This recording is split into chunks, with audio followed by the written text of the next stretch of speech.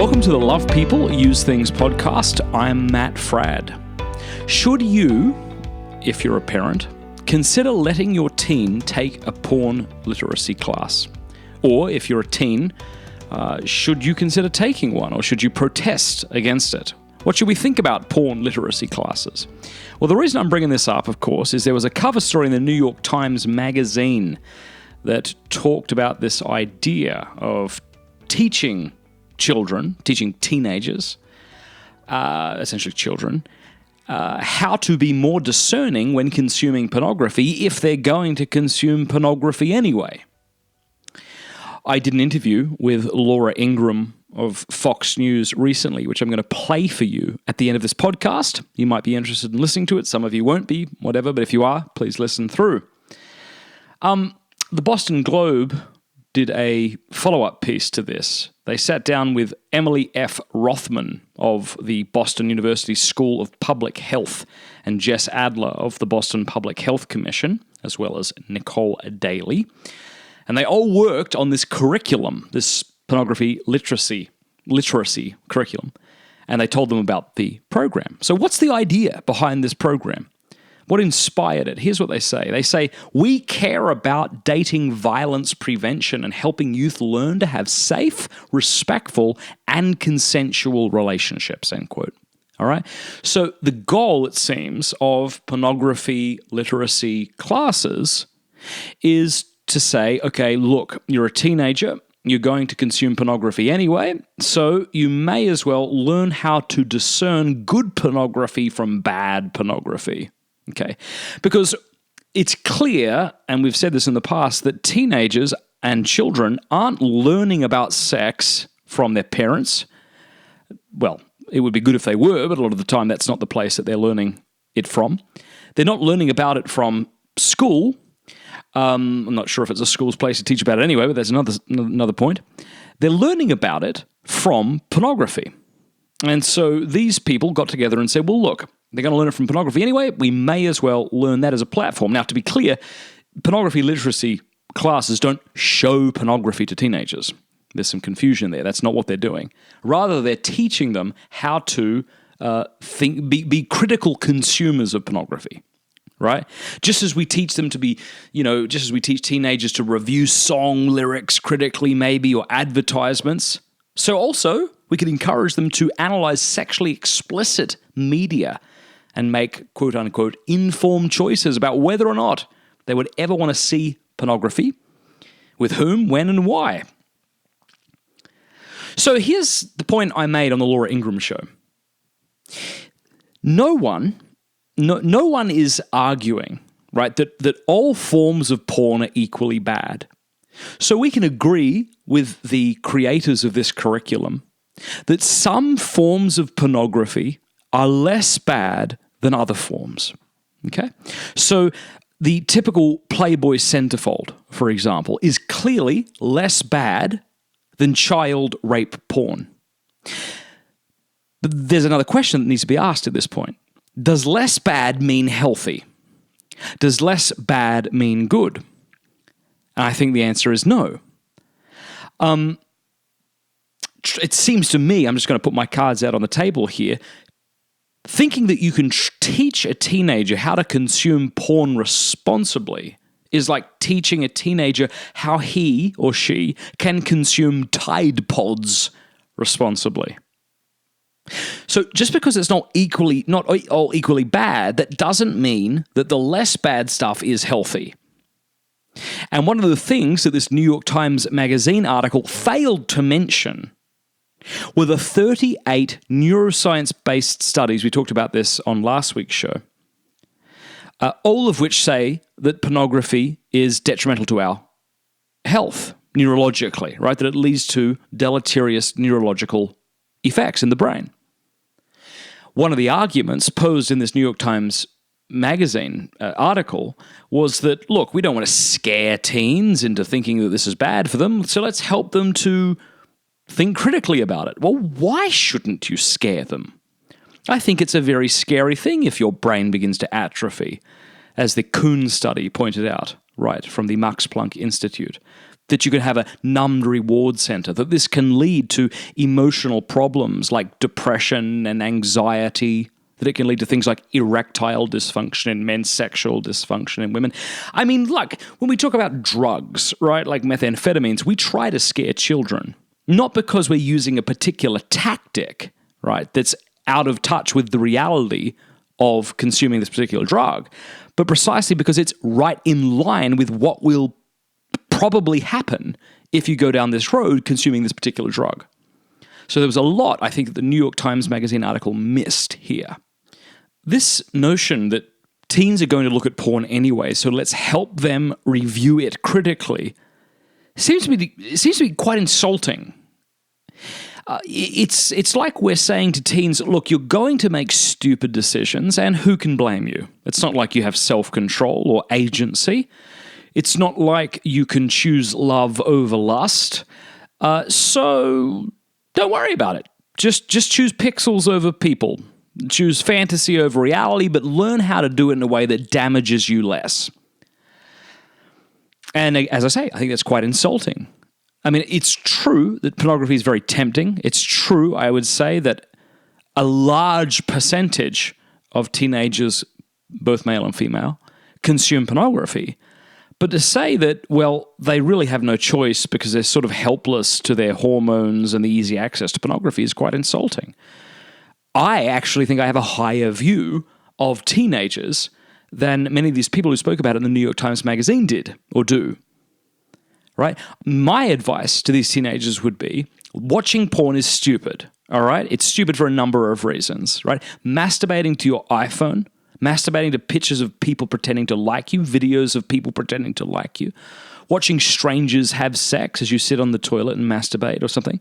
This isn't sex positive because it's not sex. Right? It's contrary to sex, actually, right? Like, sex is good. What you're doing is not sex. And it leads to deleterious effects. One of those effects is it not only leads you to think about people as a means to an end, it is, in fact, an instance of you treating a person or persons as merely a means to an end, right? Where you reduce the complexity and individuality of another person to a sort of two-dimensional thing to consume, instead of recognizing them as a person worthy of respect, and that you should never do that, actually. So here's some of the things that these people say that they teach, okay? These people who wrote the curriculum, there's about 6 bullet points here. They say they help teens understand their own values and beliefs about sexually explicit media. Help them understand their own values? The problem is, of course, I mean, if you're teaching teenagers how to consume porn responsibly, it seems to me that you're pushing your values upon them. Now, you might come back and say, well, no, we're not saying old teens must view porn. We're saying if they're going to view porn, here's how they view it responsibly. But that is your value system which you're pushing upon them, right? Like your preconceived idea is that there is a way to consume this responsibly, right? That's your value that you're pressing upon them. The second thing they say is, well, it'll help you learn the history of pornography and regulation of obscenity. That could be a good thing, that could be a bad thing, right? Depending on how you define pornography, how you think about obscenity. Deglamorizing the idea of becoming a celebrity pornography star by debunking the myth that it's a quick and easy way to get rich and famous. Well, this is a really good thing. And good for them, all right? They're de-glamorizing this idea that just by becoming a porn star, you become rich and famous real quick. That's good. Here, what else do they say? Healthy flirting, okay? Defining sexual consent and understanding basics about sexually transmitted infections, sexual harassment, and revenge porn. The problem, I think, with this idea, and it seems to be... It seems to permeate our culture now whenever we talk about sex and teenagers, is we are hyper-focused on consent as if consent is the only issue here. Now, obviously consent is a big issue, right? If you're having sex with somebody who's not consenting to you having sex with them, that's clearly a bad thing, right? You're an awful person. You need to stop doing that. You probably should be in jail. You definitely should be in jail. Okay, like, clearly consent is an issue. So I don't want people writing to me saying, oh, Matt Fradd said that consent is an issue. No, obviously consent is an issue. But the idea that it's the only issue, I think, is leading to a lot of this insanity where we teach teens how to consume porn responsibly. Look, consenting to being degraded doesn't make being degraded any more cool. That's what I'd like to say to that. Consenting to being degraded doesn't make being degraded any more cool. Imagine meeting a 10-year-old who said, when I grow up, I want to be a porn performer. You'd know one thing about her, right? You would know that something bad has happened in her life. And the idea that somehow as she grows older, this whole position magically transforms and it's actually a liberating thing. I don't buy, actually. Right? I agree with legal scholar Catherine A. McKinnon, who says that people in the porn industry end up there not because of choices, but because of a lack of choices, right? It's precisely because they felt at least they had no other option that they ended up there. What's the difference? I've said this before. What's the difference between pornography and prostitution? Right? A camera in the room, essentially, right? That's it, right? People are being paid to perform sexual acts. The main distinction between pornography and prostitution is that there is a camera in the room, and this idea then that being a filmed prostitute is somehow liberating, somehow healthy, somehow conducive with human dignity is absolutely rubbish. So we can consent to being degraded, right? The people we consume in pornography have consented to being degraded, right? To have their most humiliating times, right, in life, right, frozen, right, online for all eternity, essentially, or as long as the internet lasts. Right, and we consume this. This isn't cool. This isn't cool, even if they consent to it. Right. So let me go one step further here and say, like, if two people are willing to degrade themselves, right? So it's obviously an awful thing if someone chooses to degrade somebody who's not consenting. Right? That's awful. But what about when two people consent to being degraded together? Right? Isn't that possible? I think it is, and I think that's what pornography consists of. And I think if you're the third party consuming two people consenting to being degraded, that you're not consenting to anything cool. All right? Now, still, I know that people aren't going to buy this moral argument that I'm putting out here, and that's why I think it's really important that you go back to last week's episode and listen to all of the science that I alluded to that's coming out of academia, right? Stoop to conquer. If you're a parent out there and you're like, well, they're not going to buy the moral argument, fine. Maybe they'll care about erectile dysfunction. Maybe they'll care about anxiety disorders or brain atrophy. All right, so look, that'll do for now. I want to share with you this interview that I just did on the Laura Ingraham show. I hope you enjoy it. I want to invite you to be part of the Love People Use Things campaign, as I do every week here. The way you would do that is by going to lovepeopleusethings.fm, click support, and there it'll take you to Patreon, and you can support this show for $10 a month, and I'm going to give you a bunch of free stuff in return. You're going to get a free copy of my new book, The Porn Myth, Exposing the Reality Behind the Fantasy of Pornography, which I will sign for you. You'll get a free copy of the book, Equipped, Smart Parenting in a Sexualized World. You'll get 1 month of Covenant Eyes for free. All right, if you don't have Covenant Eyes and you struggle with porn, you need to get Covenant Eyes. If you don't have Covenant Eyes, but you have children, you need to stop listening to this podcast and go to covenanteyes.com immediately and download their software. The reason I'm telling you this is that Covenant Eyes is the best accountability and filtering software on the web, hands down. If there were a better one, I would tell you to get that one. There isn't. Go and get it. It's really affordable. You'll also get a free Love People Use Things sticker. You'll get 25% off a Love People Use Things t-shirt, which looks really awesome. We've got some great shirts. And you'll also have free access to live stream events when they eventually come about. For men, we've got some for just for women. So you're going to have like some women speaking to just women about overcoming pornography. We're going to have one for parents where we will help equip you. So if you want the whole Love People Use Things experience, you're not having it unless you become a supporter. And again, go to lovepeopleusethings.fm, click support, become a supporter just for $10 a month, and you'll get all of that stuff in return. Big thanks to those of you who are supporting. I want to take all of this money and produce these booklets that I want to bring with me to my teenager events and college events so I can give them these booklets for free.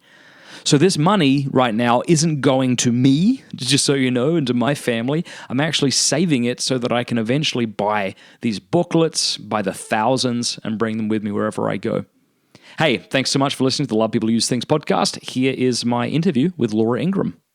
Jewelry shining so bright, strawberry champagne on ice. Pornography shapes the way men think about sexuality, and this is especially the case today because the average age of first viewing pornography is about 11 or 12. When that boy types porn into Google, he comes up with hardcore sex. He has no history of sex. He's never had sexual experiences for most of them. So this is what he thinks sex is. So today, porn is the most profound form of sex education that exists in our society. Well, I think when you think about this, Nicholas Cruz had so many things about him that were twisted and depraved, mental illness, whatever it is. It's a whole bunch of bad stuff.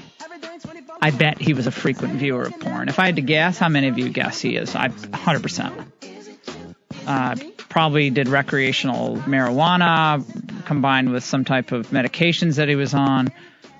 He was, suffering from depression, and he didn't fit in. Maybe some autism as well. It's a combination that is bound to explode into some type of huge problem, and of course it did. So now everyone wants to ban the bump stocks, or you'll ban assault weapons, and you think society is going to be a lot better off. I think when you read just about the social pathologies that kids are faced with today and are afflicted by today, porn has got to be right at the top of the list. And I'm glad the New York Times Magazine did this piece this week about porn and what it's doing to warp the minds of young people, especially young men, but also women. This is something I've talked about extensively over the last 17 years in radio, and have done entire segments on this on the Ingraham Angle on Fox. We're going to continue to cover this issue because young boys, especially prepubescent boys who have seen porn images for the first time they have no context for any of this. They are now telling their stories about how it's affected their relationships, their view of women, and how young girls are feeling like they have to act and conduct themselves in the same way as adult women who are in porn, or adult women who themselves consume mommy porn.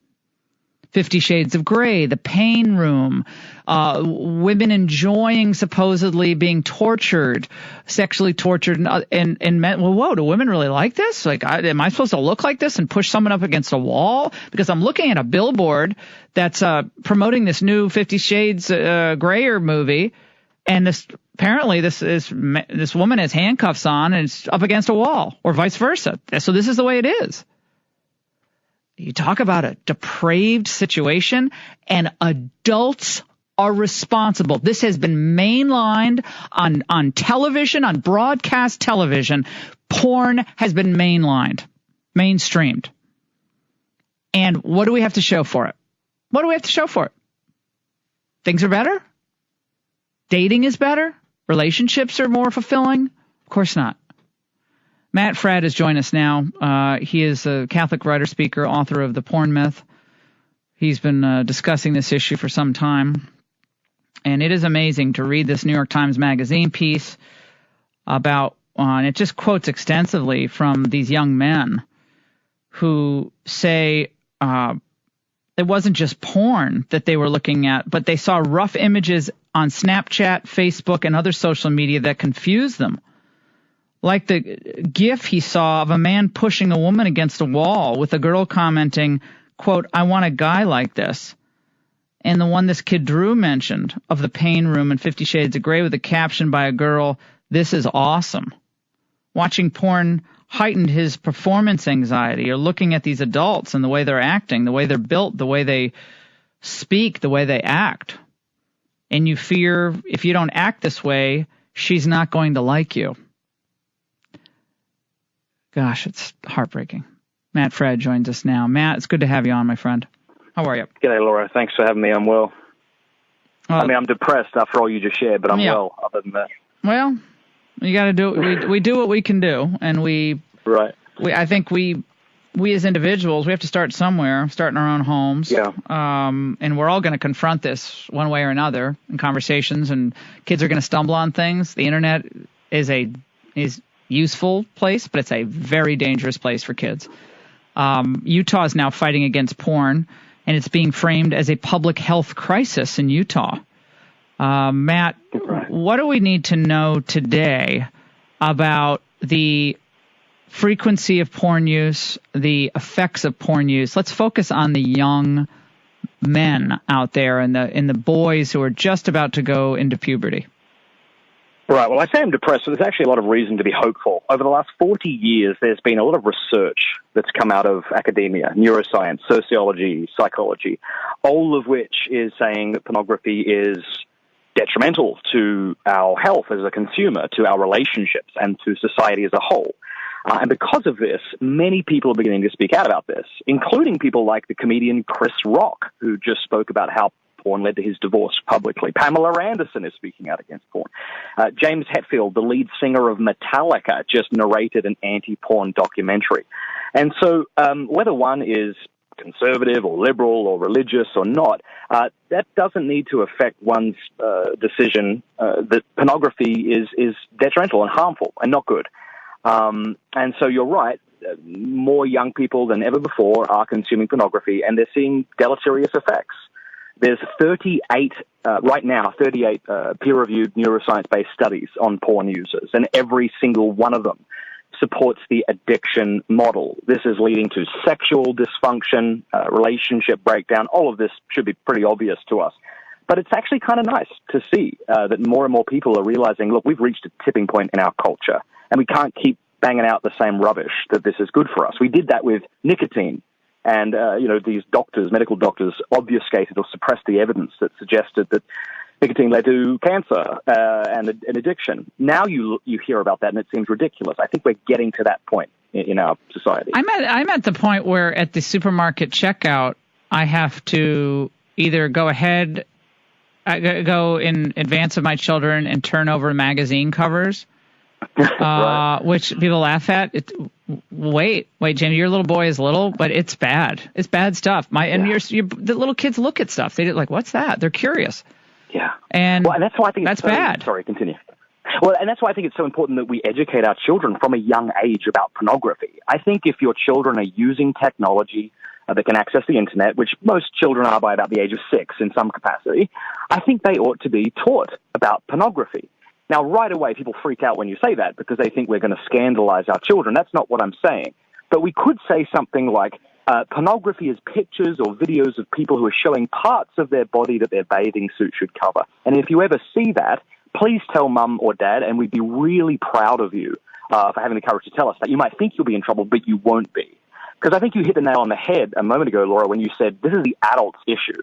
It's totally unfair to get angry at our children for looking at porn when we gave them a portable X-rated movie theater to keep in their pocket, and then got angry at them for seeing it, when children ought to have a natural curiosity about the body and about sex, because the body and sex, after all, is good. That's precisely why porn is bad. You can't pervert something that's already perverted. You can't make ugly what's already ugly. The very fact that you can make sex ugly is an argument for why it's beautiful or why it ought to be beautiful. We're talking to Matt Fradd here on the Laura Ingraham Show. I think the combination of all these things, the easy accessibility of porn, of the deeply twisted and violent games online that, look, a lot of people use the games, they're not violent. I get that. But there's something over time when you're exploding someone's head and it looks realistic on a screen. It's not like the old cartoon things that looks all fake. The new games are extremely realistic. That has a numbing effect and a warping effect on our sensitivity, our humanity over time. And let's say ban it, but none of it's good. It's just a big waste of time, and none of it's good. That's right. The New York Times magazine article you referenced talked about pornography literacy training. In other words, teaching young people how to use pornography that isn't violent, that isn't somehow degrading or something. And I think we could all agree some forms of porn are worse than other forms. But just because something is worse than something else, that doesn't make that thing good. You know, it's less bad if a child smokes a packet of cigarettes a day than if he would, say, smoke a carton. But that doesn't make smoking a packet healthy. And so any form of pornography is unhealthy. And if a parent loves their child, they will educate them about the dignity of the human person and why we ought not to look upon someone merely as an object for selfish pleasure. We invited Al Vimacchio, a sexuality educator, on to debate you, by the way, Matt, but he's not interested in a debate or is busy or I don't know. We reached out. Maybe he's just busy. But what do you find? Do you find that that's a common occurrence that when you speak out about these issues, those who are pushing a more permissive approach to porn are loath to debate these topics? Yeah, I have actually done a debate on this in the past on English radio against two people, a sex worker and somebody else. And the fact is you have to be kind of illiterate when it comes to the scientific literature on this issue to think that pornography is still somehow harmless. As I say, 38 neuroscience-based studies talking about brain atrophy, the numbing of the reward center. We have a lot of studies on erectile dysfunction in young men, sexual dysfunction in women who are addicted to pornography. You just have to blind yourself to the scientific data. But I think that if you want to be pro-science and pro-love, then that's a really good reason to be anti-porn, to be against it. Not because you're against the body, not because you're against sex, precisely the opposite. We're against porn. We think porn is sex negative, precisely because there's nothing sex positive about pleasuring yourself to your iPhone. Like, that isn't actually sex, and sex is good. And so that's the reason. I think we should never let go of that, right? Porn's wrong because sex is good and the human body is intrinsically valuable. Yeah, well, I think that, again, kids already have so many influences coming at them. And this is just one more negative influence. This is not a positive influence. And they're contending with so much pressure today, in ways pressure that I didn't have. I mean, these kids worried about getting shot up in schools, or worried about getting a job, getting into college, their parents are splitting up, whatever it is. They're more stressed out today than I would say 50 years ago when they had a lot less. Kids are more stressed. Social media, all of it. We should say to parents, don't be afraid to be countercultural. Like, don't let your child have a smartphone. Why would you do that? Why not teach him to read good literature instead? Why not teach him or her to memorize poetry and beautiful things, fill their mind with beautiful things so they can be interesting, well-rounded young people? And I'm trying to do that. You're trying to do that. Yep. And there's no reason parents listening, even if they've made some bad decisions by buying their children iPhones, shouldn't begin doing that as well. It takes time and effort to do that. It takes real dedication. Yeah. It's much easier to hand your kids a smartphone and say, okay, call me later. Yeah. And, my daughter is 13 in May. She'll be 13. And, a lot of her friends have phones. I'm like, sweetie, you're just not getting a phone. I'm sorry. You borrow someone else's phone, you have to call me. We're just not doing that. And they stop asking me now because they know they're not going to get one. They just stop. It's like watching TV. Can we watch TV? Well, you know the answer. Oh, yeah, I know, but I thought it was. They stop asking after a while. Just not doing it. Yeah, I think what's happening with children is they're learning to regulate their emotional state with a screen instead of a human person. Like, when I was a teenager, when you were a teenager, if you felt like emotionally turbulent, you might call a friend. If they weren't home, you would call another friend. You would try to get through to a human person in order to sort of settle yourself and to feel calm again. But when you're given a phone in your face or an iPad from the age of 3, every time you feel sort of emotional or upset, to calm you down, we're sort of training our children to regulate their emotional life with a screen. And there's a lot of good reasons to think that that's not a healthy thing to do.